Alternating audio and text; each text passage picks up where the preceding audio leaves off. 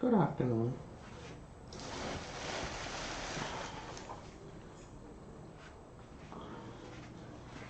Today I'm going to be attaching handles.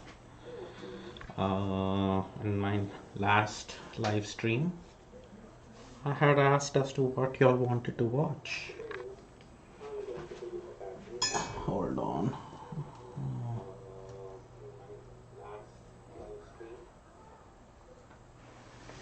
Hey Charles. So, as per your request, I am attaching handles. And if you remember, I was supposed to do them last night. And yesterday in the morning, I did pull the handles and they were ready by evening to attach, but I got caught up in other things, lots more work, so the handles had to wait.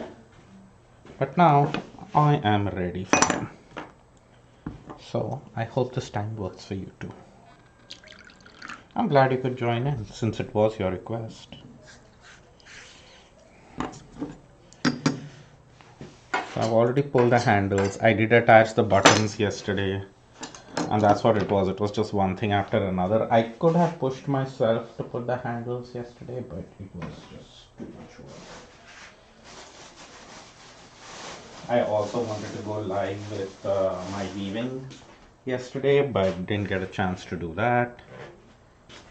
So things kept getting dropped off my agenda. But today I can totally um, attach the handles.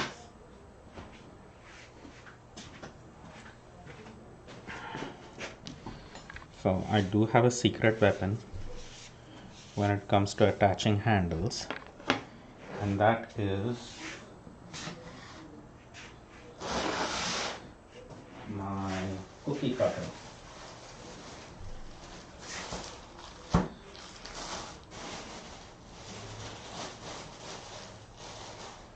So let's see if I can explain this.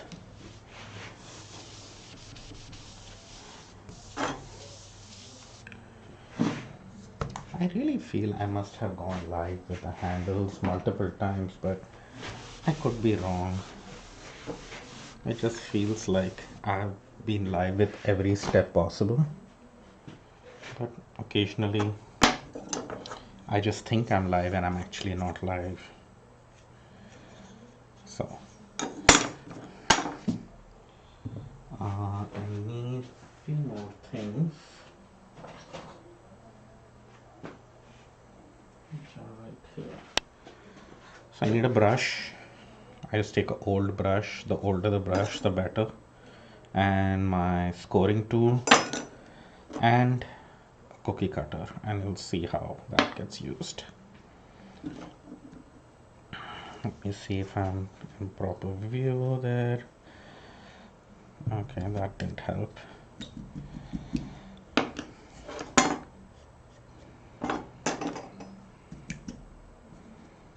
There was already something on the brush, which is fine. Okay, so I just wet the area where I need the handle attached, and I score the top and the bottom area where the handle will get attached. And this is where the cookie cutter comes in. Now this is a handle that will get attached. These I already prepared yesterday and pulled the handles, but you can see that the circumference of the mug is round. If this is how I used to do handles for a very long time, well, not in the last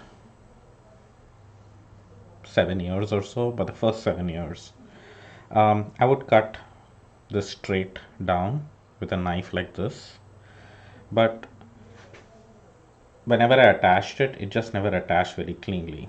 And the reason being that this is round, and if I cut this straight, it doesn't make a nice join. It made a very firm joint, but it kind of distorted the handle while I was trying to mush it in. So instead of that, I cut it to the circumference of my mug, giving away all my secrets, if that's what you can call it. So Now that this is cut round, which is the same circumference as the mug, it attaches much easily without getting distorted. So I just push down on it, score this end as well, and smush them together. So see that the handle doesn't get distorted in that process. And I know you cannot see this part of it, but let's see. So I tried to shape it. Okay, that's not gonna work. I tried to shape it so that I get a nice curve in the handle, which is comfortable to hold, slice off the bottom, and attach. So I guess for half the handles, I'll keep the camera facing down and then I'll keep the camera facing up, because I cannot get both of them in view together. That's how. And then of course I clean up all the edges with the brush, and you can see why I like wearing an apron for this, because I clean the brush on my apron, which does result in a big crust of clay forming right there. But clay is messy, and reminding my mug to be round again. That is what finishes the mug. So see, it's a nice clean join at the top and at the bottom, and that's going to stay nice and firm. Now I get to repeat that 34 more times.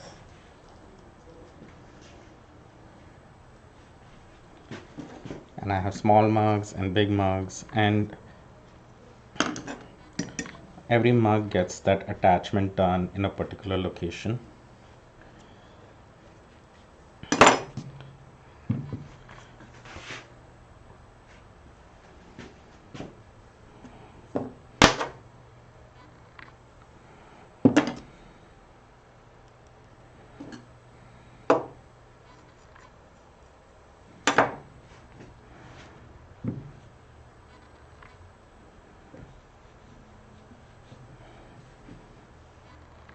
So is this what you wanted to see, Charles? The attaching handles.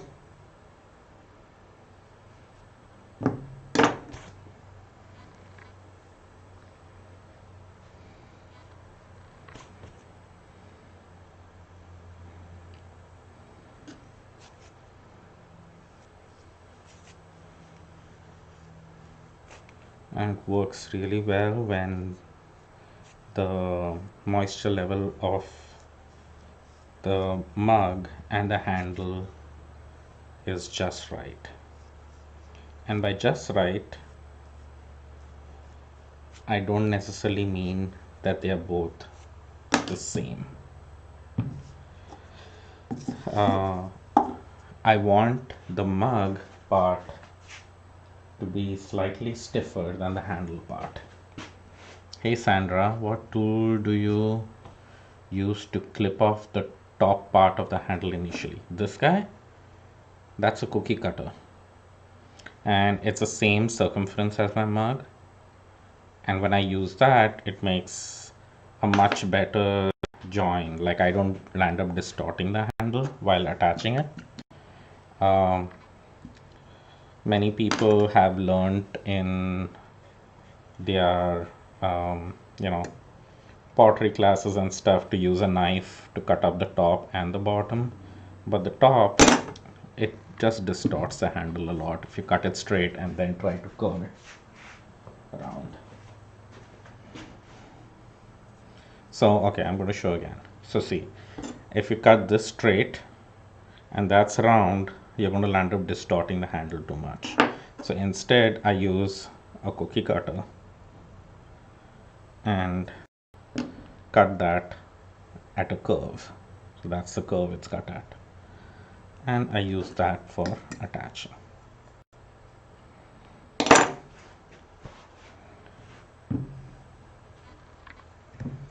And that it attaches easily and makes a nice firm join. See, there's no distortion. and it goes quicker.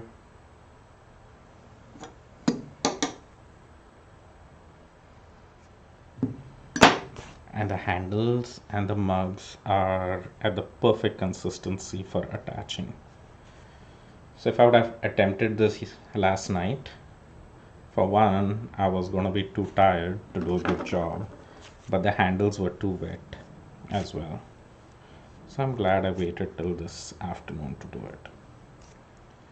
Which is the reason why you can see why this stuff takes time and sometimes it's not in my control. I can usually rush things by drying them faster and stuff, and now I'm familiar enough with the clay that I know it'll be fine. On certain stages I can rush, but and during show season and stuff, it's sometimes needed to rush through certain things. But there is also a chance of loss. You kind of have to consider how much of a loss you can land up taking, and certain amount of loss is just expected. I don't lose many pieces in my firings. I have occasionally, but not after doing it for so many years. There are rare chances that I mess up. Extruded or pulled? Both. I actually extrude my handles and then I pull them to get the tapered shape, wider at the top and narrower at the bottom, and give them the pulled look. But I do start off with an extruded handle. Having an extruded handle and then pulling from that is very much gives me the consistency of every handle. I can get them all of the same width, and when I pull so many of them together, they all end up being very consistent, and my arms don't kill me by holding a big lump of clay in my hand and pulling handles from it, and I get essentially the same look. So you do a little bit of both. You can alter the process. There are no rules that one kind of, like, I like the look of traditionally pulled handles, and if we just take an extruded handle and stick it on, it doesn't look organic. And also I have experience that just plain extruded handles are sometimes not strong enough because the clay particles are not that lined up. The pulling motion of them kind of makes a better, stronger handle. And of course, it's aesthetically pleasing and you can kind of alter it just slightly. So I use a combination of both. The extruded gives me the consistency and the pulling gives it the nice organic look. So this is the big jumbo mug. These get attached at a different spot because they're bigger mugs. And the attachment location is really determined by me making these mugs for a while and knowing for a big mug versus a smaller mug where the center of gravity lies with a mug. So I've experimented with a bigger mug having the handle lower or higher or something. Hello, Erica.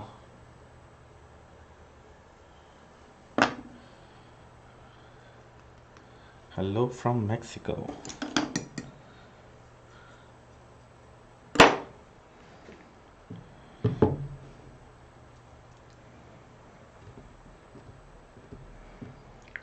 Okay. And I know you can't see me in view when I'm shaping the handle, but that's what I'm doing. I'm trying to get the right length and the right curve on it. Okay, how dry are the handles when you attach them? So that's a good question. Traditionally, it's said that you want to have your mug and your handle at the same consistency, but I actually prefer my mugs to be slightly drier and my handles to be slightly wetter. So they are not so wet that if I touch them, they make a fingerprint mark. They don't. Um, they are not sticky at all, but they are very malleable. You can see I can kind of turn them and they are malleable enough that they won't crack. That's the moisture level I like on the handles. On the mugs, if the mugs were the same consistency like the handles are right now, I won't be able to make a clean join because as soon as I push into it, the mug will get distorted. Even if I attach, I can attach pressure out here to make sure the mug doesn't get distorted. But when I attach at the bottom and the mug is very soft, it will. So I prefer my mugs to be a little stiffer and my handles to be on the softer side. So that you can. So yeah, so that's it's soft, but it doesn't essentially make those fine cracks when you turn it and twist it. You can see it on this. So that's the consistency of the handle. But the mugs are definitely a lot drier than that.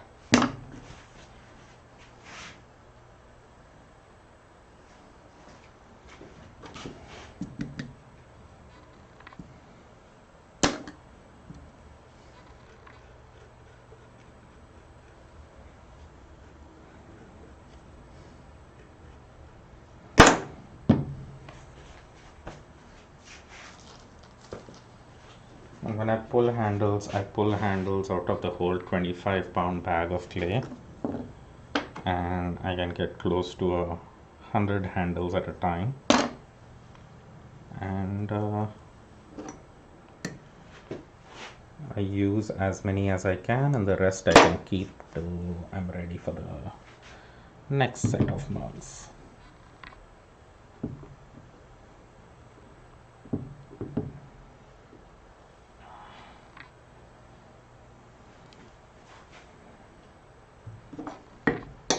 And this is what I meant by saying that the handles and the mugs kind of need to be at just that perfect stage of dryness. If the mugs had gone a little extra dry, then I would have trouble with the mugs, with the handles sticking on them, or maybe even cracking later on. And they are at that stage where I can attach the handles, and because it doesn't get extra hot in my studio, I can leave them uncovered. I don't have to cover them up to dry them out. Usually it's a known practice that you attach handles and stuff, you cover it up and let it dry slowly, but my studio doesn't have a draft or anything. Stuff dries pretty slowly anyway, so I don't need to cover them up. If I cover them up, yes, they will dry slowly, but they will take another extra 2 days to dry. And from experience I've realized it doesn't really need it, depending upon the consistency of the handles and the mug. Because if they were very different, or the handle was too wet, then I would first be struggling attaching the handles. And if I still pushed myself to do it, I would manage, but then I would have to even cover it up and make sure that they dry slowly. Yes, the buttons are a different clay body.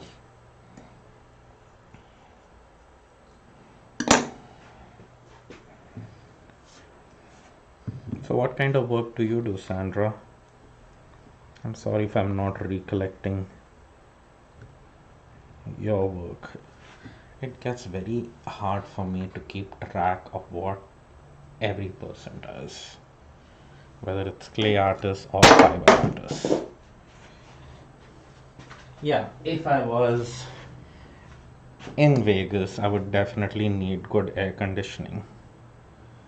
Here I'm at it's not a basement, it's a half basement kind of situation.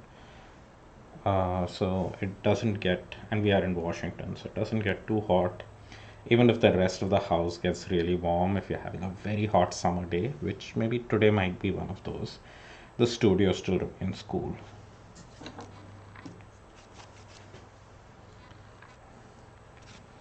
Yeah, and I have seen, studio artists having a tough time. I had once taught a workshop in Dallas, and oh, it was so frustrating because as soon as I would make stuff, it would be too dry to do the next steps. And here I could leave it uncovered for 2 days and it'll be fine. You're mostly a thrower and you hand build. Cool. Yeah, I started throwing on the wheel as well, and I slowly moved on to hand building.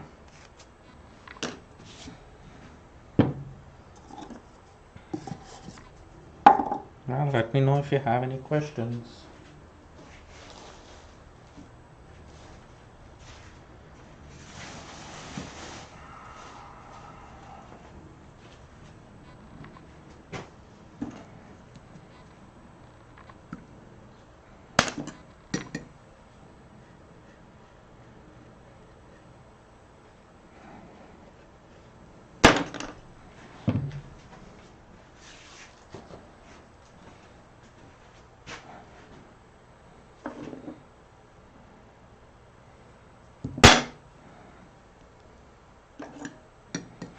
Okay, now that I have shown attaching handles, what is the next live thing I might be interested in? Means I still have to do a bunch of handles and I'm still live, but and I'm not going to do the next thing right now, but for the future, if there is anything in particular I would like to see, let me know.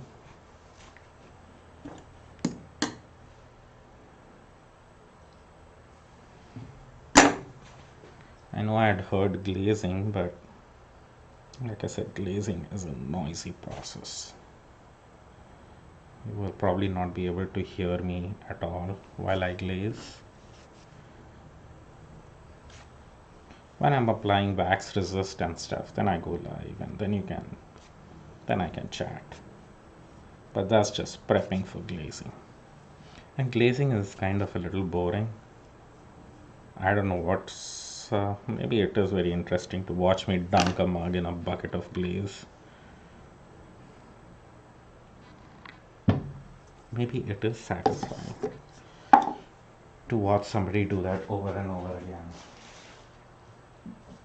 Also, what I do when I attach the handles to the mugs is I really place them very close to each other.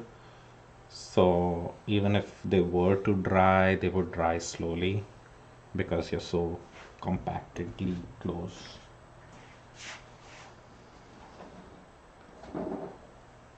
So that's one board which is done, and I have another 4 more boards like this to do.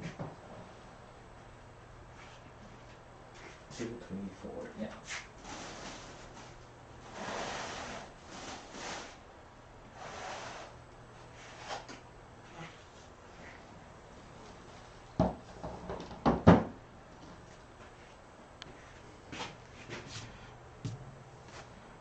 Have I already done the demo on the olive trays? Yes, I have.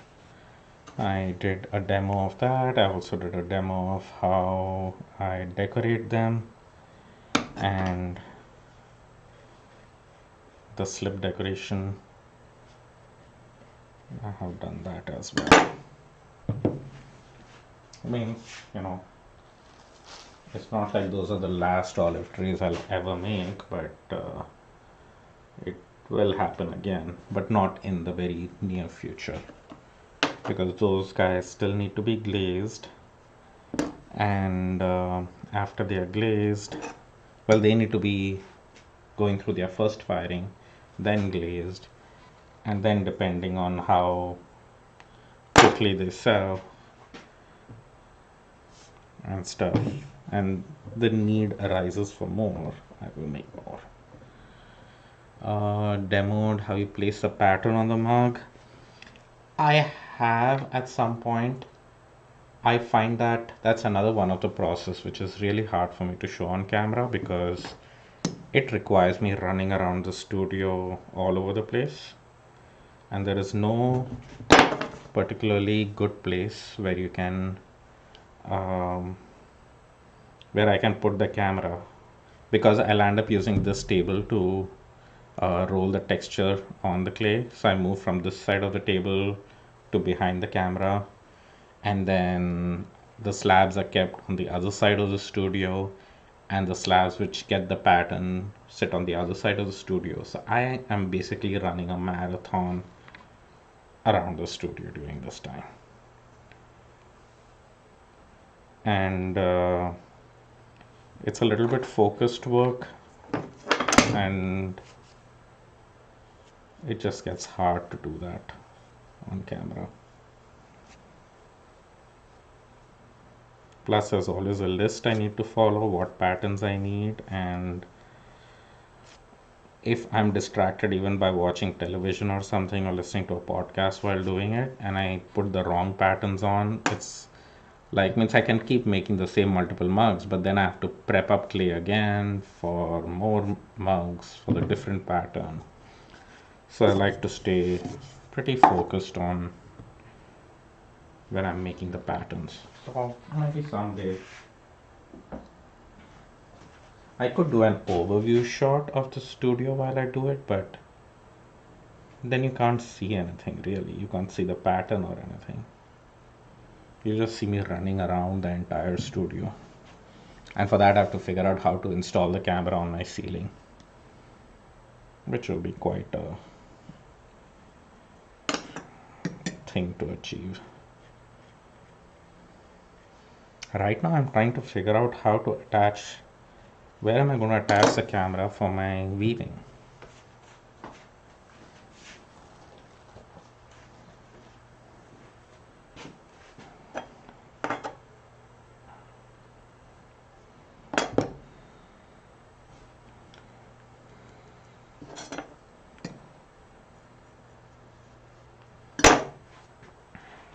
This is the 15-year anniversary mug. Going for Leslie. I don't know if Leslie is online, but she's the one who ended up ruining her mug by dropping it. Not ruining it, just breaking it into smithereens. So, just as an exception. What about dual camera? I tried the dual camera thing. I also purchased a second camera. So earlier for dual camera setup, I was using the laptop. Oh, that's the other thing. Right now, the laptop is sitting on the other side of my slab roller, so I can actually read your comments and answer you. If I'm rolling slabs, I cannot have the laptop there. And since all my tables get occupied for um, when I'm putting the patterns on the mugs, there is no place I can put the laptop. If I can't put the laptop, it's not so much as that I can't read comments. It's like if I can't put the laptop, I can't have my live stream happening. You know, I'll have to really rig up a place to put the laptop, especially, and means I could put it up on a stool, which I have done at times, but because I keep walking around the studio, it's just a matter of minutes that I knock down the stool and the laptop comes crashing down. Yeah, it's one of those things which is going to be harder unless I have a person who's filming me the whole time. Don't have anyone doing that. I'm glad you enjoy, Sandra. Hopefully it helps, and I look forward to what you make.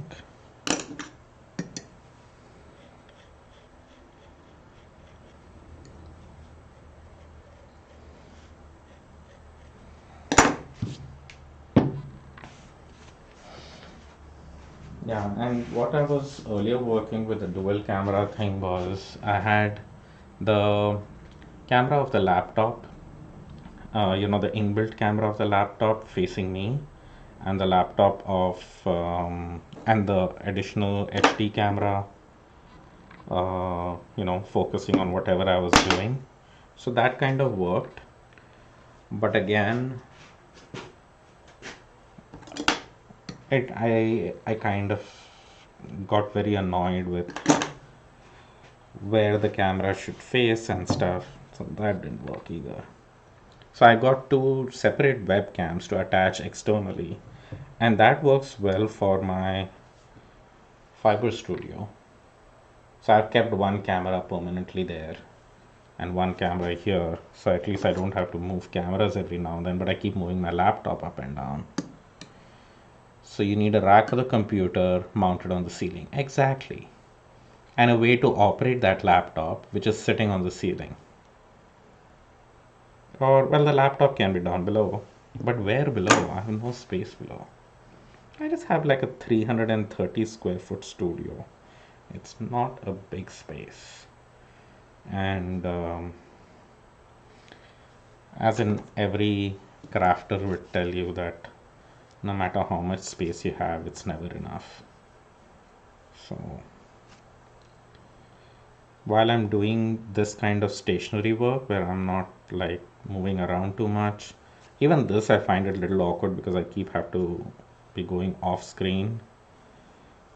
But this is fine. I keep coming back on screen, so it's fine.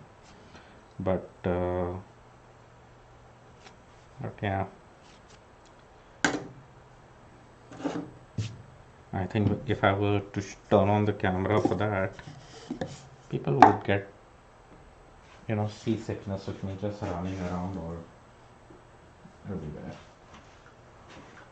And it is also one of the parts of the process which is also monotonous.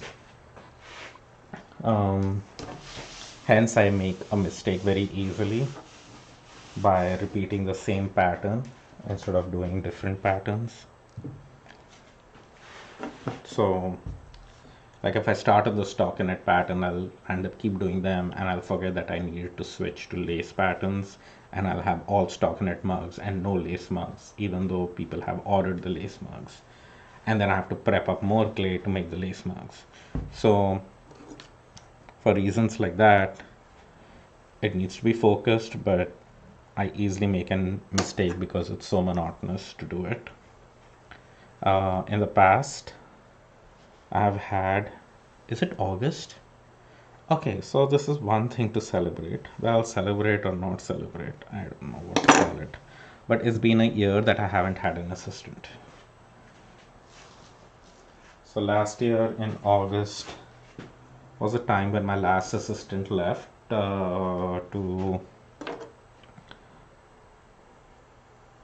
he graduated from high school and to go to college.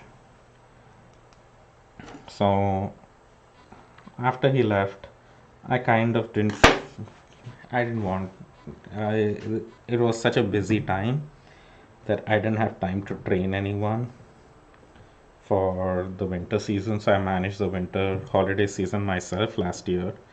And the plan was in March this year to start finding somebody and training them for the rest of this year. Well, we know what happened in March this year. But I've been managing fine without him. I know production would be a lot higher if I have an assistant, but it's okay. And the main things the assistant helped me for and why production would be higher is one thing, the cleaning of the studio and everything. Like I do like working in a clean studio, but if I'm the only one working, and especially with the schedule I have right now, it doesn't get cleaned that often, so it becomes a big pain for me to come down, first clean the studio and then work. When I have an assistant, before he or she leaves every week, and they used to come in only once or twice a week. It's not like an every day situation. And they used to come in only for 2 to 3 hours. Cleaning studio was the last thing they did. So when I wanted to get to work after they left, I could get to work right away. I didn't have to clean up or take care of stuff. Now, because I need to do that, the time gets extended for me to work. And then after cleaning, I'm tired, so then I don't want to work right away. So that was the advantage of having an assistant for cleanup. And the other thing the assistant helped me for was actually rolling the slabs and putting the pattern on the mugs. And I would tell him how many. I've had boys and girls, so him and her. I would tell them what patterns I needed, how many mugs I needed. I used to prep the clay and everything before, so it was ready for the patterns. So they used to help me with that. And again, when the assistant is here, I couldn't be in the studio because of the same reason why I don't have place for a laptop here. It requires the person running around the studio in circles. So if I'm even standing in the studio, I'm in the way. And it is a work which requires one to be trained, and then it's monotonous. Once you get it, it's pretty straightforward. Pay attention to make sure you're not making the same pattern again and again. If I need the same pattern, then it's fine, but if I don't, you need to know what patterns need to go on the mugs. And it's repetitive, so in the beginning, all my assistants have been happy and they have been like, oh, this is so much fun and working with clay. But like within a month or so, they're like, yeah, but all I'm doing is rolling clay. I'm like, yep, that's the work. It is repetitive and it is boring. That's the one reason I don't particularly enjoy it. But it's fine. But I've managed that. Like, it's not one of the things that I really wish I had an assistant for. I like working with clay, so I can make it work. The thing that I really wish I had an assistant for is packing orders, especially wholesale orders. Man, that stuff I still dread. Like I said, it's like once I've made my pieces, I have fired them, I've glazed them, I've fired them again. They're out of the kiln, they are ready. I've also gotten the orders, I have done the shows, I have gotten the payment. So it means I have like done everything. Now the only thing required to be done is putting that thing in a box and shipping it. And if it's one piece, like retail orders, that those are fine. Those I do myself. Even before I used to do it myself. The wholesale orders was tough. Because that I'm shipping out several mugs. They need to be packed in a certain way. And again, I do train them how exactly I want them packed. But it's boring, it's very physical. It gets me very exhausted that I can't work after that. But last year, Christmas orders I managed by myself. Wasn't too bad, but it would have been nice to have help.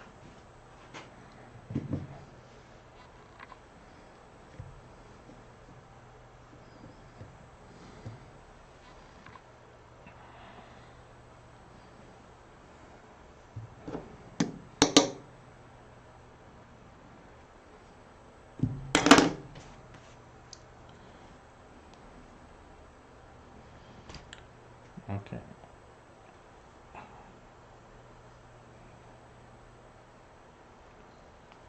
I'm going to move the camera to a higher angle so you can see me shape the handle of the mug, if that helps. And also, you know that I'm not a headless person doing this.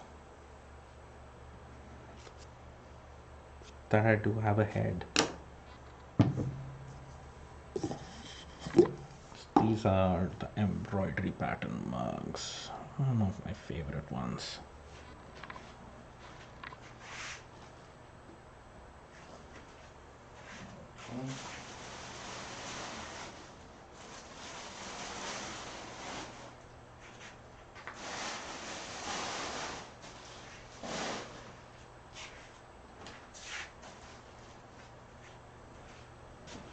Let's see if I can move.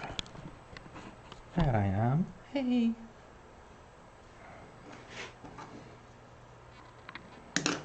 Okay, so this is something good to show. Do you see that slight crack? Let's see. You see that?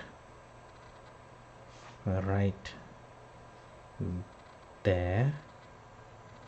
That is an air pocket in the slab of clay which I was trying to, compress down while I was making the mug.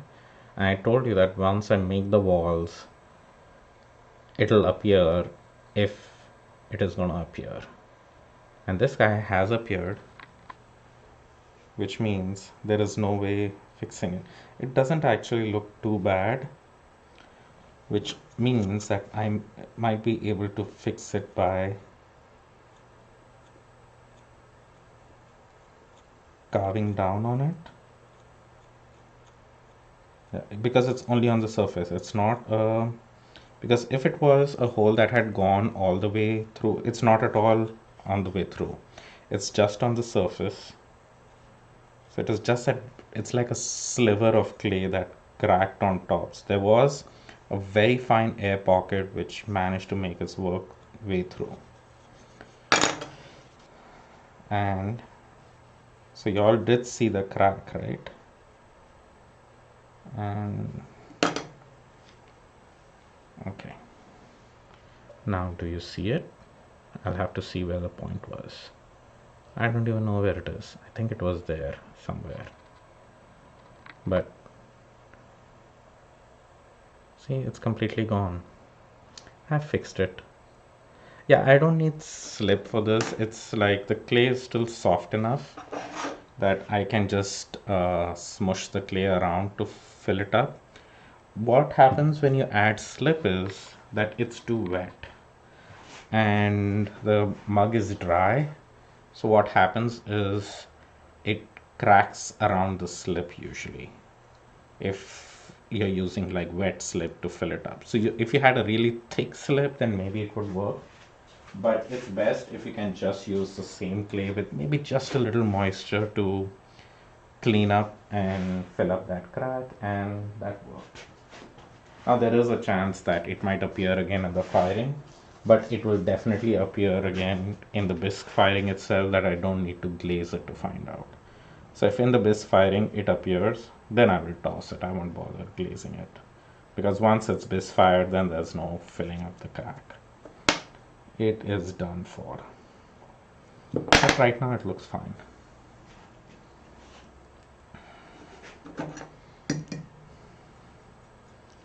See, now you can't see me what I'm doing by my hand because the camera angle.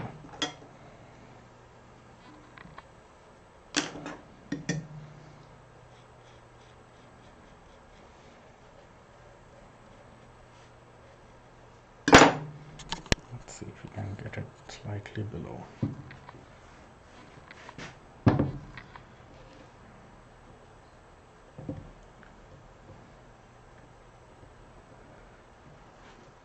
Yeah. So see, that's I'm shaping the handle, and then this gives me an idea of where to cut it. This is what I was trying to capture on the camera, and I don't know if it was coming in on the visual or not. But yeah, so now that's shaped properly. I check whether it is lined up vertically, going perpendicular from the top and the bottom of the mug. And if all of that looks good, I go ahead and clean it up after making sure it's secure and straight. There we go.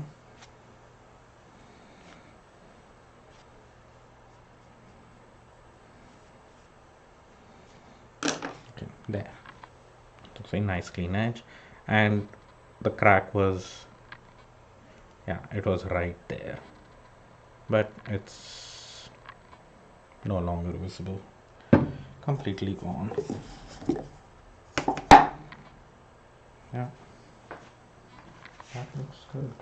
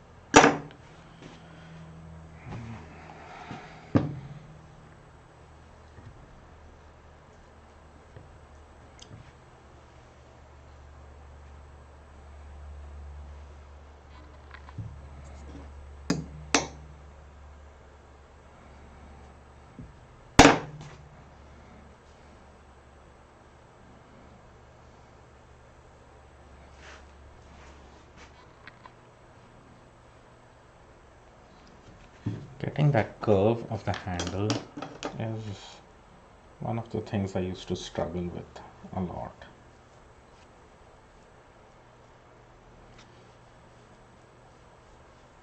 Because there's a balance between aesthetically looking pleasing, being functional, and you know, also being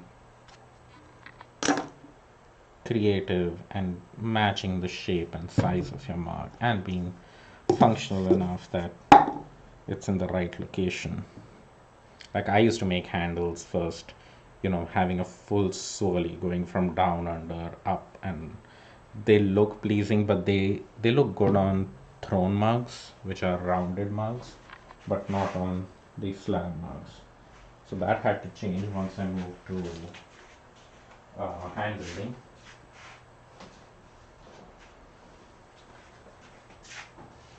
That was the second board done.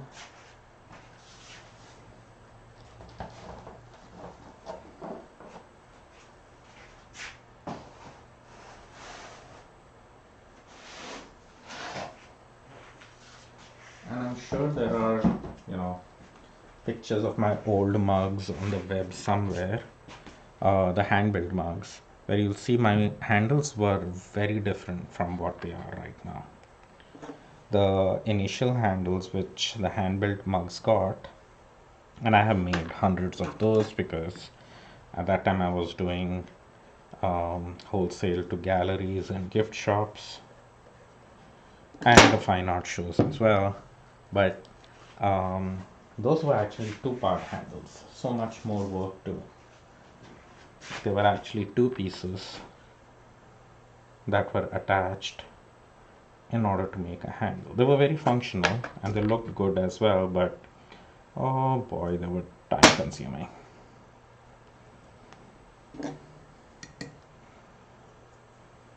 They had like, I'll show it after I do this mug. I wonder if I have any finished mug with that kind of handle in the kitchen. I don't. But I know there are pictures of it. I think you'll find pictures of the sold mugs on my Etsy site or somewhere. Or if you have ever received a package from me, the sticker on the outside of the mug, of the box, has the picture of the older mugs, older slab built mugs. So like this is a one part handle going like that, right? That one had a straight edge going up like this, like a beer stein thing, and then going straight down and curving down here. Very much like a beer stein kind of handle. Functional, but a pain to make. So the top straight part I used to make separate, and all the mugs had the straight part attached to it. Then I used to make the second part and attach the second part to it. And time wise, it probably took me 3 times as long than these handles. So you just move on to see what works and what doesn't work. They worked, but they were just not practical in a production point of view. And they were hard to make consistent as well. Some of them were just perfect. Some of them didn't have enough of a gap for your hand to go through, and I could never get them consistent enough. Because it was a two-part thing, it needed two parts to be exactly the same every time, which is harder to do than making one part that is exactly the same or pretty close. They are still not exactly the same.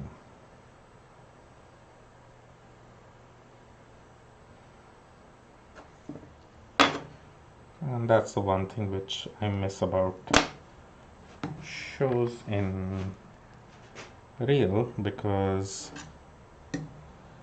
you don't have the opportunity to hold mugs and decide which one will work better. What was that, Charles? Knitted mini beer steins. Yeah, that's what they were.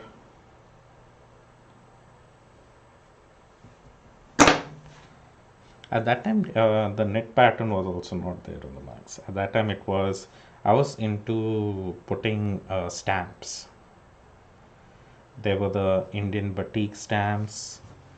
There are lots of polka dot patterns and a very different kind of surface decoration than what you see now.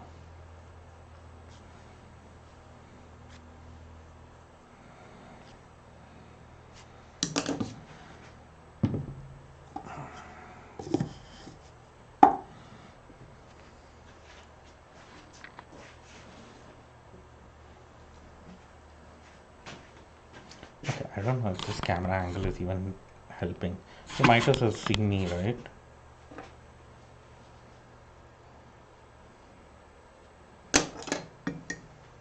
And Charles, you're the only person seeing, so you can tell me whether what do you want to see? You want to see the mugs?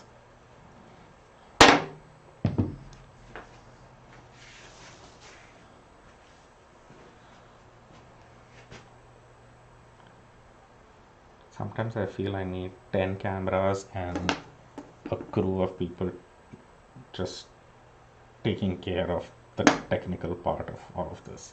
And I'm just going live, so it doesn't matter. But when I'm trying to make a video, like a good video on a process or something, it gets really hard.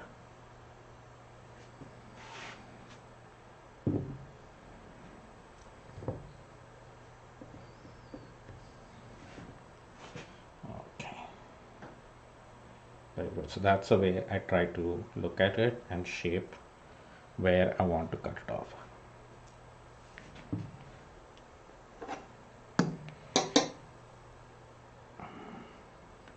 What do you mean once it is a little cooler than a beer? Don't you have beer on hot days? I'm sure it's pretty hot where you are that you can totally justify having a beer any time of the day.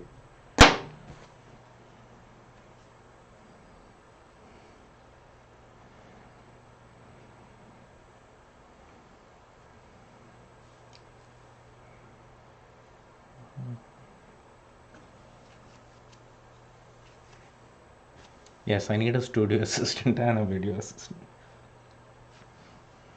It can be fine if they both are the same person too. I'm open to that option. And the tough thing about finding a good studio assistant who would stay longer is because of the nature of the work. Um, I have I've had a pretty good I've got pretty good assistants. I think I have a problem with just one person. Oh, beer dehydrates you? I don't know. Means I drink beer occasionally, not a whole lot. So I wouldn't know. So I've had a pretty good track record with assistants. They stay, the most somebody has stayed with me is 5 years. That was, and there were two, three, two others who stayed for 2 years, or they have stayed for a year. And most of them stay for a year. Well, I would say 50% have stayed for a year, 50% have stayed for more than a year. And there were the one, or I think there were two people who I hired who stayed for only a month, which was kind of like, it's not like they were hired. I had hired them with the intention of keeping them, but the aesthetics were just so bad. Like within a month, hey, it's not going to work. So within a month, I can usually tell that this is going places or no.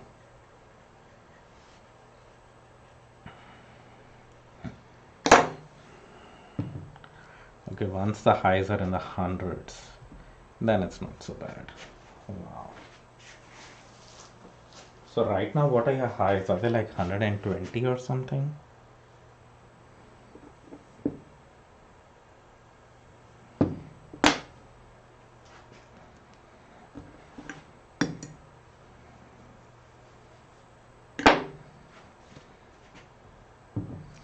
So yeah, the problem that I have with having an assistant is the nature of the work. Like I told you what work it involves. It's not just the work, it's also the timing. I don't need somebody here. Oh, 105, 110. That's crazy. Yeah, that's too hot.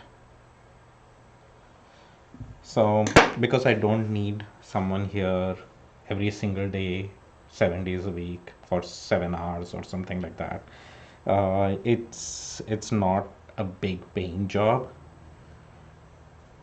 So,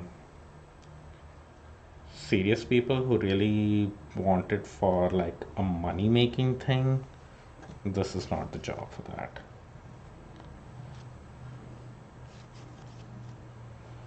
You should get a beer at a baseball and painting. Oh, cool.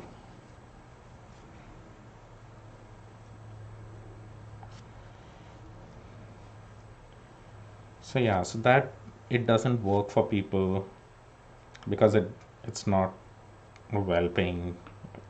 I pay them well, but it's only for the number of hours they work, and those number of hours are not enough.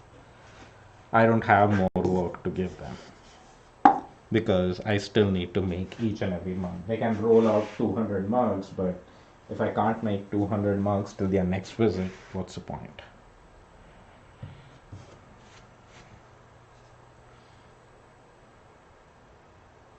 What baseball? You said triple A baseball. That's what you said.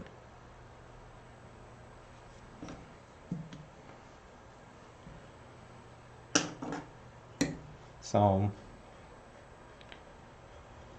and then the category of people for whom the work does fit into their schedule is usually teenagers who are going to school, want a little extra money, summertime, they can take this on as a part time thing, or they can take it as a part time job doing something else.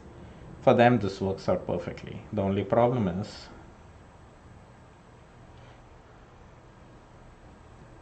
not Seattle, Tacoma baseball. Yeah. So the assistants,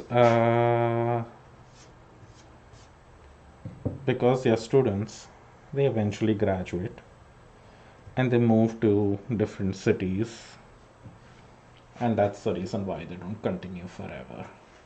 So maximum, I'll get them for a year or two, and then they have moved on.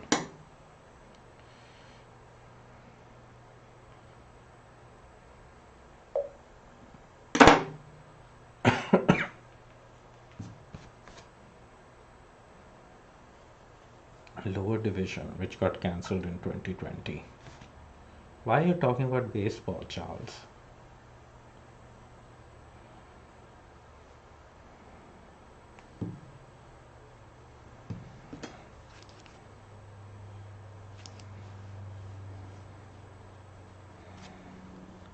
You're talking about beer and where you get beer.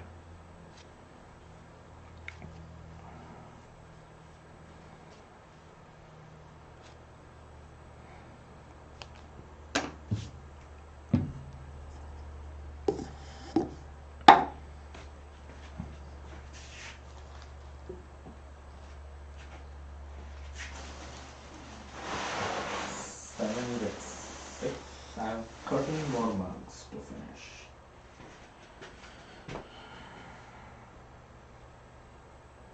We talked about beer, so what's the connection with baseball and Seattle and Tacoma baseball? Oh, okay. All right. Now I get it. See, I don't base my having a beer based on watching a game or a particular event or anything. If I feel like having a beer, I have a beer. It's as simple as that. And I'm not much of an alcohol drinker anymore. Not that I was. Well, I used to drink some earlier, and maybe I started off maybe drinking more than what I drink now. But yeah, so now when I feel like having a drink, I just have a drink. I don't need to have a game or anything. Sometimes I have a beer only when I have company. Now it's been a while since I've had company. But during this quarantine period, I have finished a big, huge bottle of vodka from Costco. The alcohol has helped get over this crazy time. So when I'm doing a Zoom meeting with my spin group or something, yeah, have a nice drink, chat with them.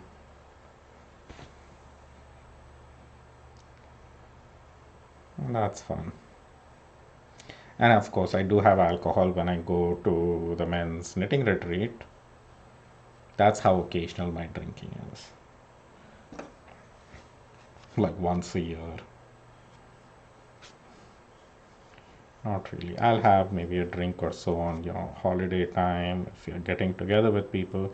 And this year, since not much of it is planned and everything is getting cancelled, all the alcoholic consumption has to be done on your own time, right?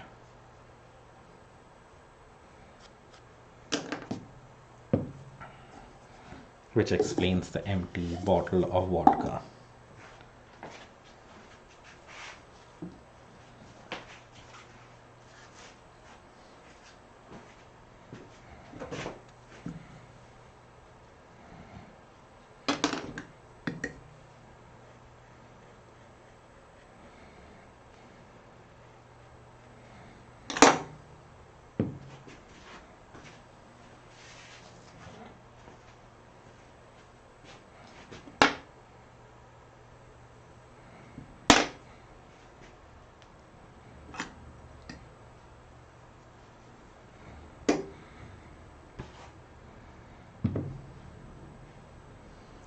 Gosh, I'm looking, y'all can like hardly see me do anything except me moving around and then lifting up the mug when I'm attaching the handle.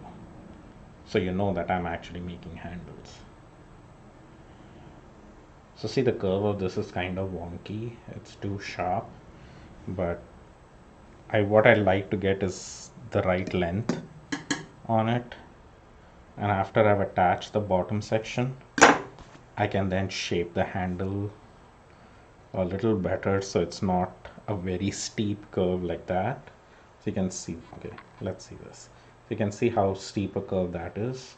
I don't want it that way. So when I push down up here, I can change the shape of that handle. so it goes a little flatter and then gives you more space for your fingers to go through.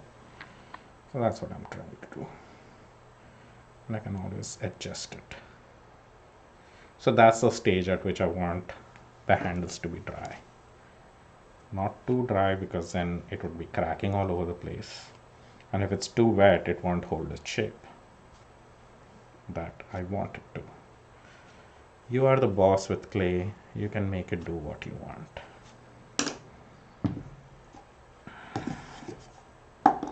Okay, I'm going to switch the camera view again so you can see what I'm doing, because there are people joining later. They'll be wondering what I'm really doing. And I can see again what I'm doing.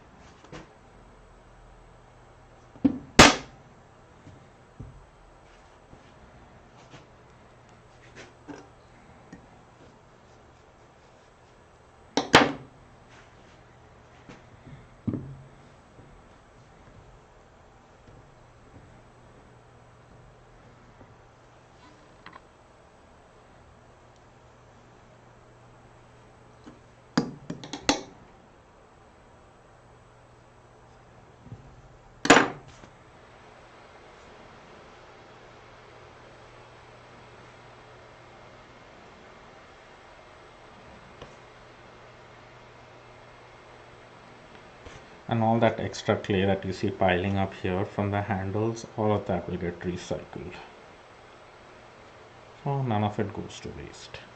And it might not make sense as to why not just make a shorter handle than making a longer handle and cutting it down. And the reason is to get the right kind of taper. I need to make the handle long enough to go from wide to narrow, and then I can select the section in that entire taper which works the best. So there is a reason for everything.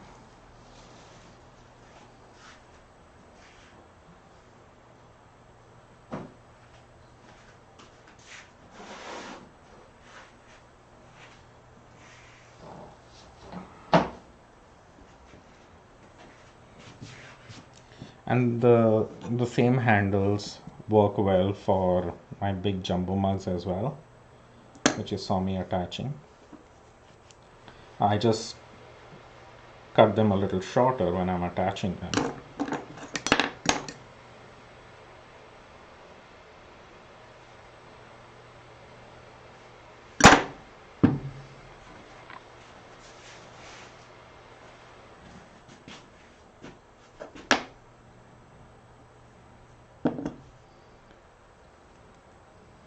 Okay, after these 4 mugs, I have only 6 more mugs left, which are the 6 jumbo mugs. Then I can take a break. But it's almost 3 o'clock. Yes, each handle is definitely unique to every mug. See, that's the thing which I was talking about, I miss about shows, is at a show you can come into my booth, you can handle all the mugs, and see which one feels just right in your hand, because each one is slightly different. I try to make them as similar as possible, because I know there's a certain aesthetic I'm looking for, but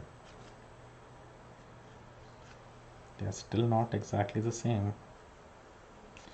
There'll be people going like, this feels much better for putting 4 fingers in versus this one. So now you know why we tell people to buy the mug at the booth rather than just browsing and thinking they'll buy it later online.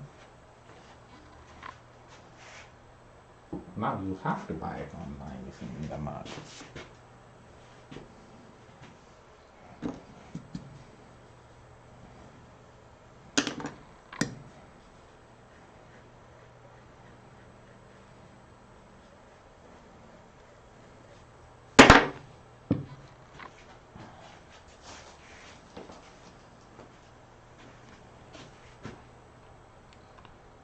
Looks like it's gonna be a warm day today.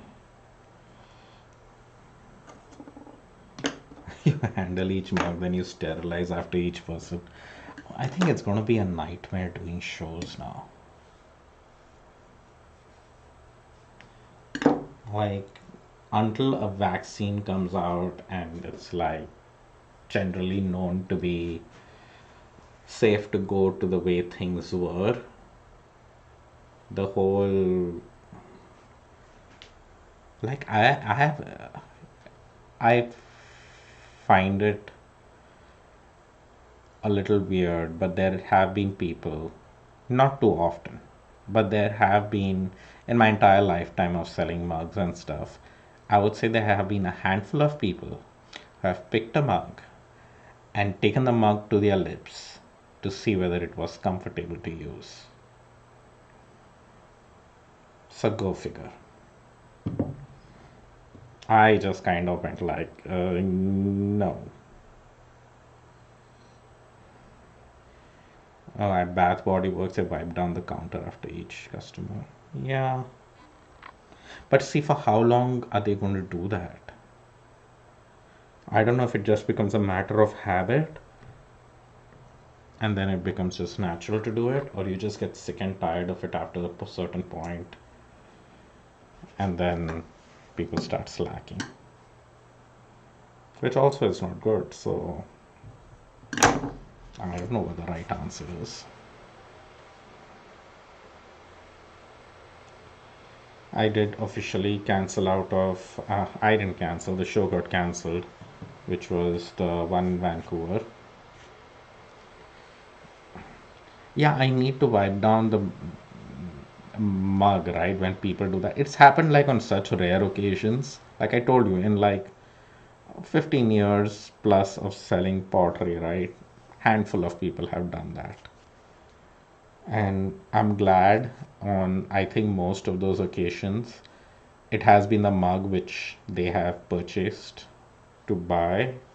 So I'm like, okay, it's fine. But I know there have been occasions when they have like done that and just kept the mug down again, which is so annoying. So again, handful of people. I don't let people taste their mugs before they buy. So it's not a regular thing that happens. Yeah, I think people will just get tired of it and stop doing it at some point. It's it's just tough. Like I am so exhausted every time we go grocery shopping and then we come home and then the whole sanitizing procedure, or you know, we try not to overdo it, but I remember in the beginning we were extra careful washing everything. Now we have been like, okay, let's don't need to wash this or whatever, or this is just going to sit outside in the pantry for a while, so it doesn't need to be sanitized, and it'll be like 3 or 4 weeks till we actually use it, so it's fine sitting in the pantry. So it's stuff like that we have kind of started getting a little relaxed about, but grocery shopping is pretty stressful. Oh, you went to Target.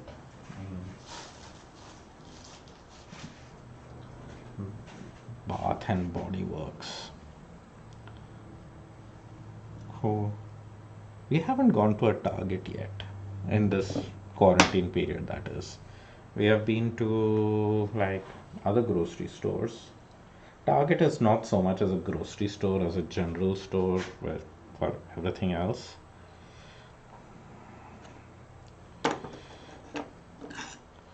Groceries you have to bag. Oh, here they are not even letting you bring your own bags. Even if you bring your own bags, you're not allowed to use them. Like Winco is one place where we shop where you bag your groceries yourself anyway. They are not particularly fond of you bringing your outside bags in the store either.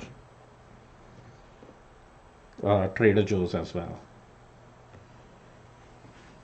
They are just like, no, we'll use our own bags.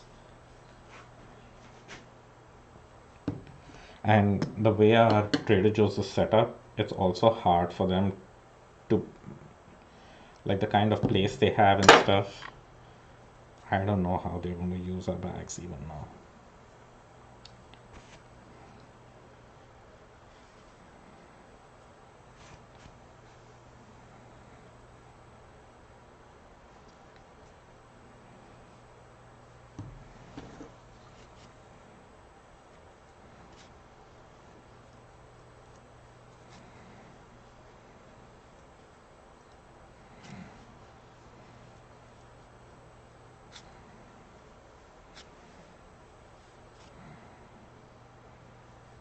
Yeah, when this quarantine period started, we went to the grocery store and taken our own bags. We said we'll just take our own bags and it'll be safer. They were like, no.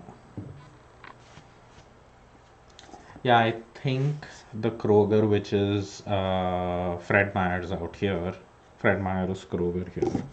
So they also would let you use your bag, but we don't step into the store. We do uh, pickup. So we just place an order online and go to the parking lot, and they come in and drop in the groceries in the car. We don't because our Fred Meyer gets very crowded. There are lots of people there, and I just don't feel safe with that many people. And when there were so many restrictions on wearing mask and all that stuff, but at that time it was only recommended. Nobody was wearing masks out there except only some of the staff people. Even the staff people, not all of them were wearing masks. So I'm like, no, not going in there.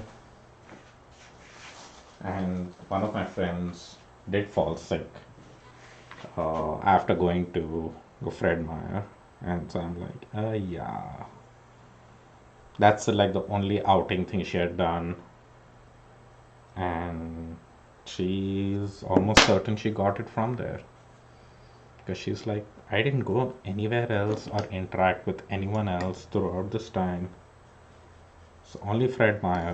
So, like, okay, like you just don't know who has it and who doesn't. So, as far as I can avoid,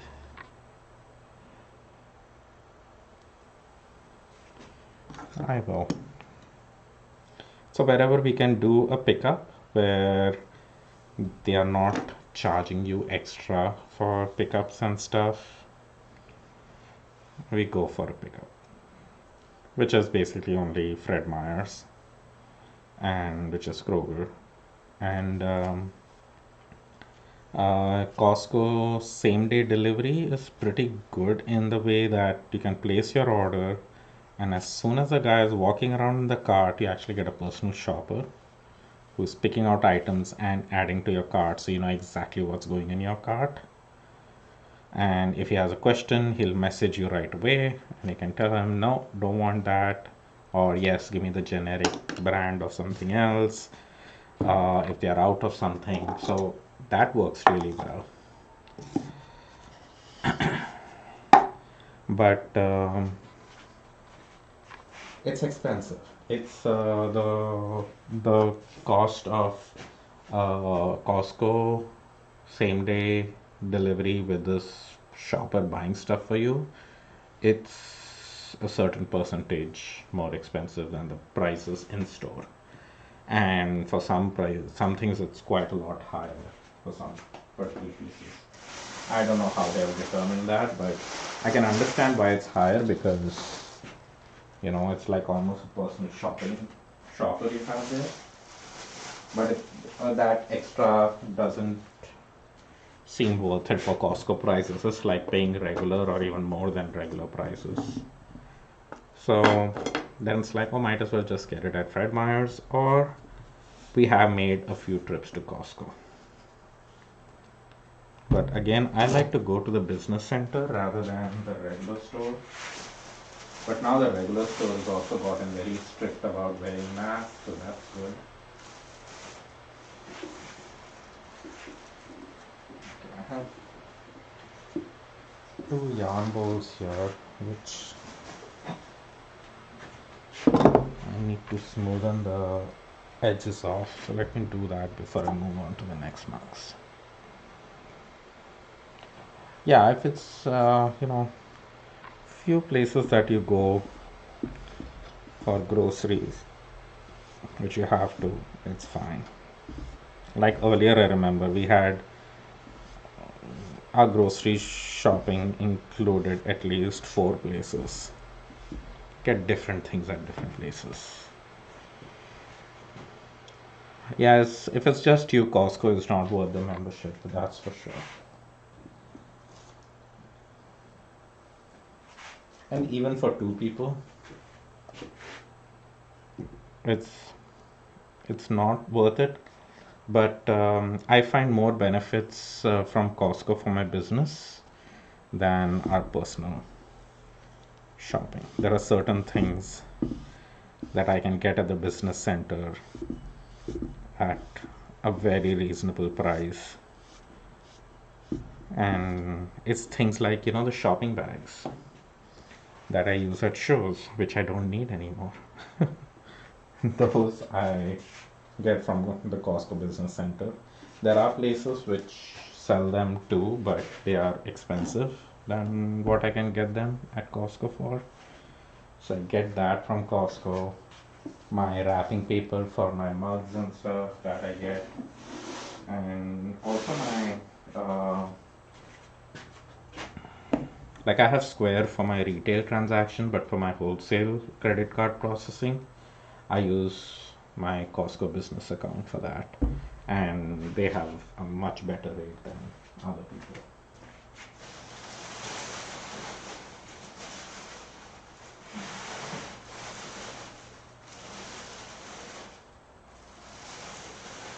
And usually there is a certain minimum they charge on months which you don't use, but during this COVID time, they have waived that off as well, so that's really nice of them. But yeah, okay, I need to get handles on the remaining 6 months.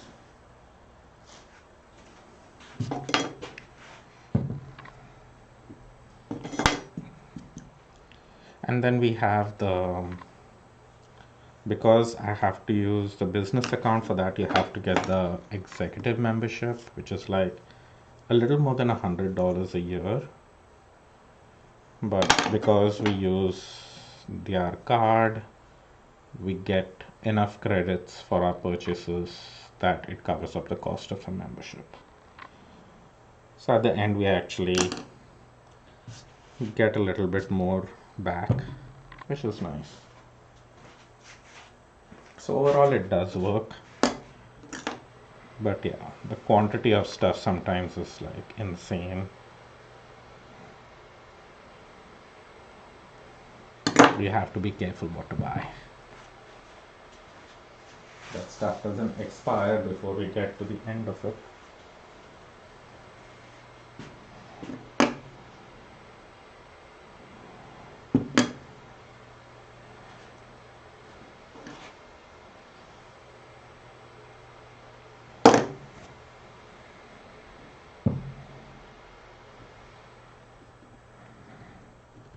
Jumbo mugs. 6 jumbo mugs.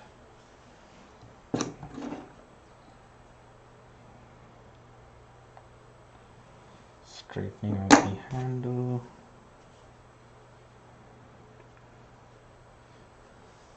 I'm sure you see the difference in the 2 jumbo mugs you have, like the handle. Sure, they're slightly different in each one.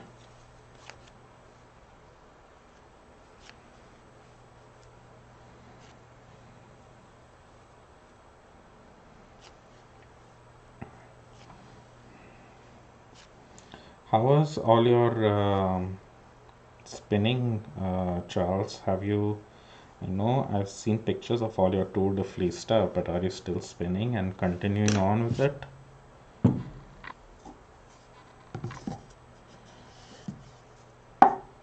6 rolls of paper towels. Yeah, regular stuff.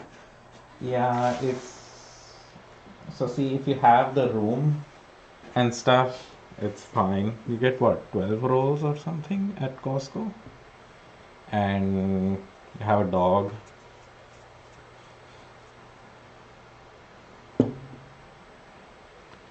and stuff, so we go through paper towels. And again, I'll end up using stuff more in my studio, I feel, sometimes, than in the rest of the house as well. Especially like when I was dyeing and stuff, for that time I needed paper towels. And I was like using them so sparingly because I was like, what if we run out and we can't get more during this pandemic period? And actually, I'm glad there were certain practices, um, we got into because of this pandemic.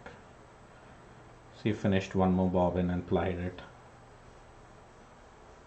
Cool.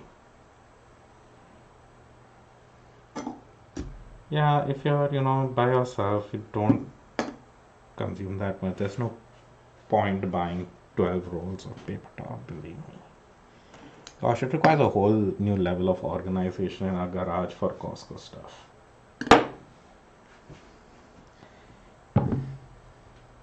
So some practices like I had gotten at some point a huge bag of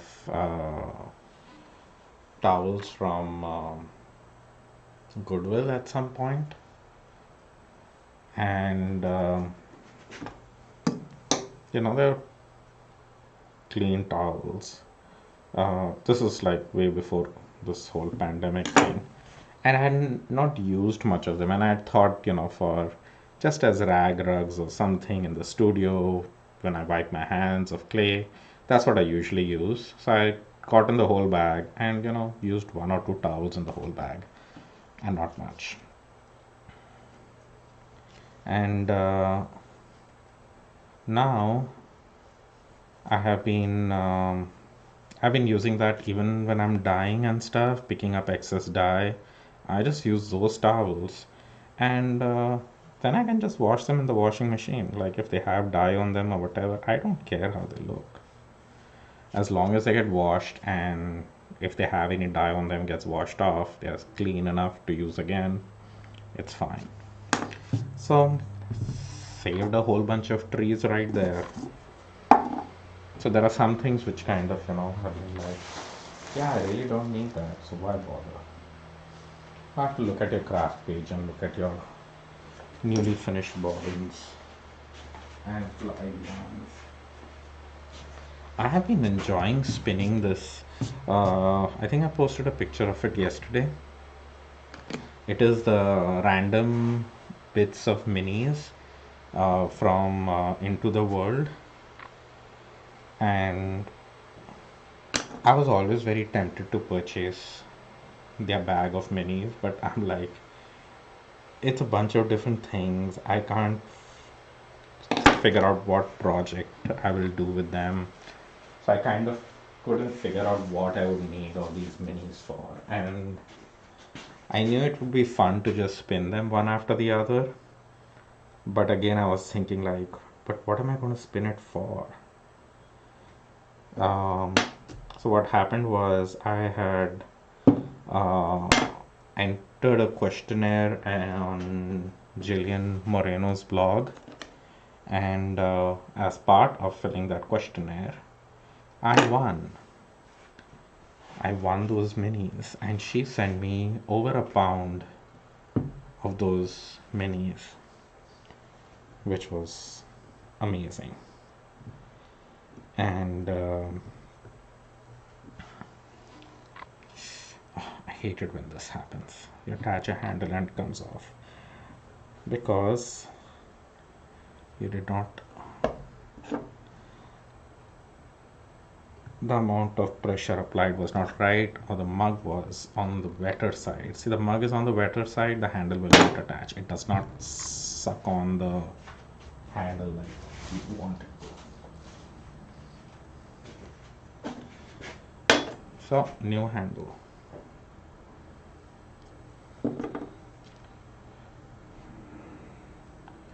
Oh, you have new bobbins to spin on. That's cool. Yeah, so I won that whole bag of minis, and I was finding it very hard to figure out what to spin next, and I sometimes get very badly stuck, and because I'm trying to overthink and overcomplicate as to what I want to use the final thing for, and then sometimes I don't spin anything. And yes, I can take a braid and just spin it, but I was just not feeling like doing that either, because I was playing with my drum carder too, so I'm like, well, I could take the braid, I could make it into a bat and do something more interesting with it than just spin it. So I didn't want to waste braids which I had in my stash. But these minis came along, and I was again very tempted to use the minis to make bats and do something like that. But I was like, you know what? I'm just going to spin them one after the other at random and see what happens.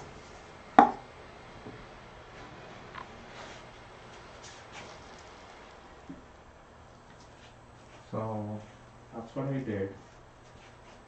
I've been still spinning on it.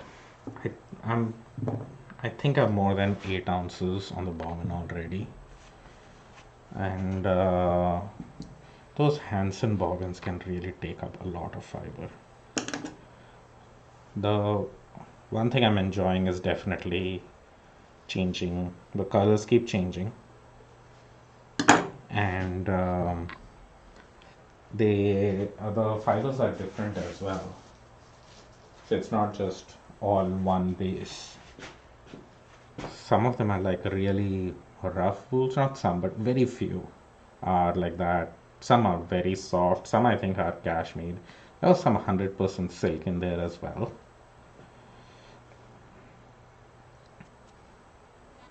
Oh, you got 3D, the Acreworks bobbins? That's what I have. I have the Acreworks bobbins for my hands, and that's what I use the most on that. And then I have one jumbo Acreworks 3D printed bobbin for my Lendrum, and the rest are all the regular bobbins. I think I want another jumbo bobbin for my Lendrum.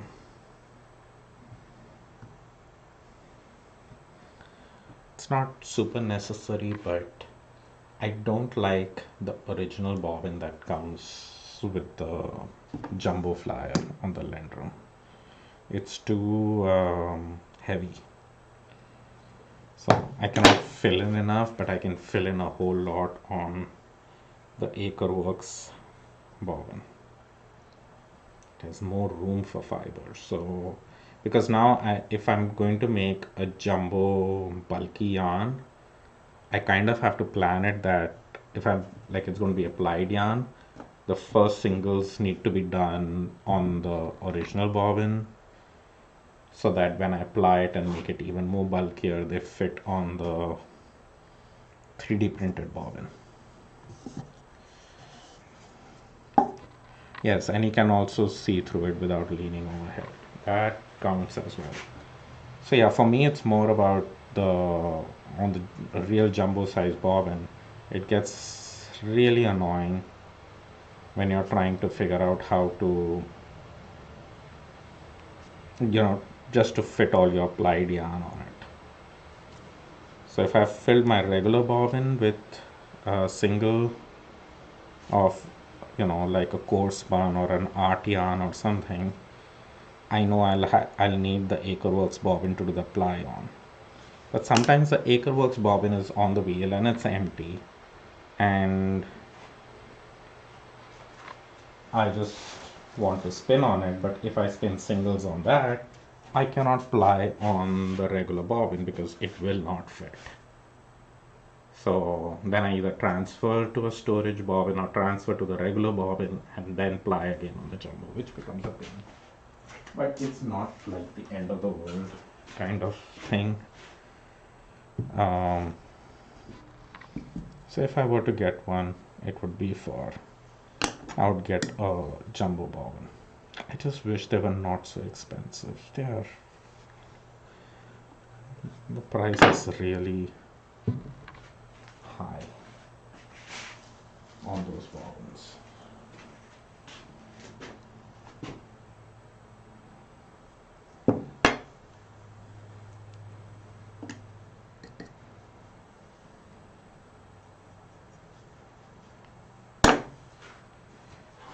We applied 2 hangs overfill.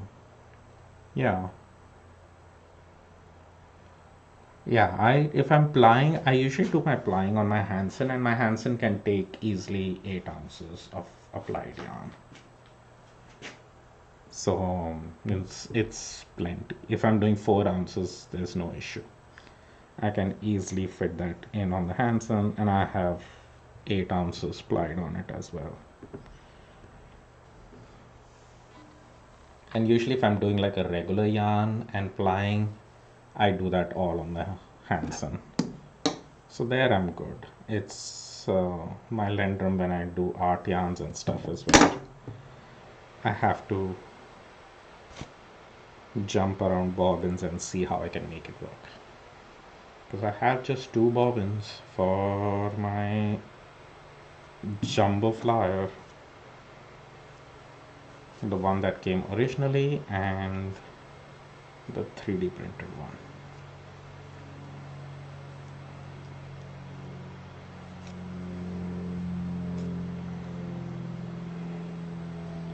Okay, after this handle, I have just one more.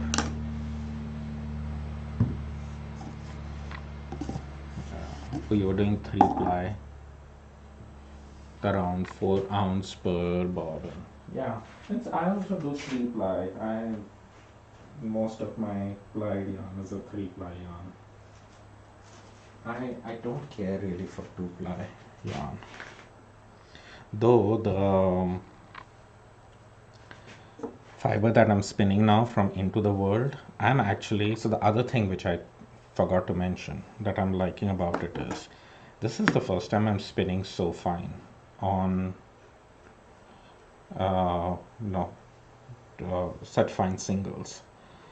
And the reason is because it's always like a mini braid, and usually I can spin singles, but when I have just so much fiber to spin, I start off with like, oh, I'm going to spin this fine, and then I get bored and just spin,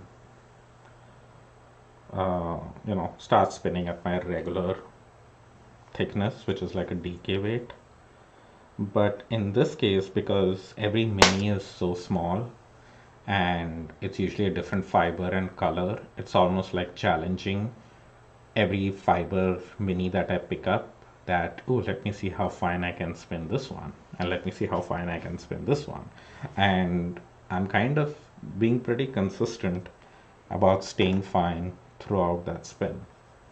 So what I'm thinking is, I will ply that on itself for a 2 ply, and maybe use it for a weaving project, because it's all different colors, they are all mixed up. uh, Doing anything knitting will also be as jumbled up as possible, but I think a weaving project might just be the right thing for it. Oh, thanks for tagging me. I will go check it out later. This, my friend, is the last mug for today, and I need to take a break. And I really want to do some weaving today and maybe do it live. If I can figure out my camera setup, that is. So maybe I'll come online again later. But right now, I am taking a break. Maybe we'll take Casper for a walk. But that's the last mug. All 35-ish or so mugs done. I lost count. I think there were 35 or 34 mugs. But they are all done. So I am done. Thank you so much for joining me, and I will see you all next time. Bye. Bye, Charles.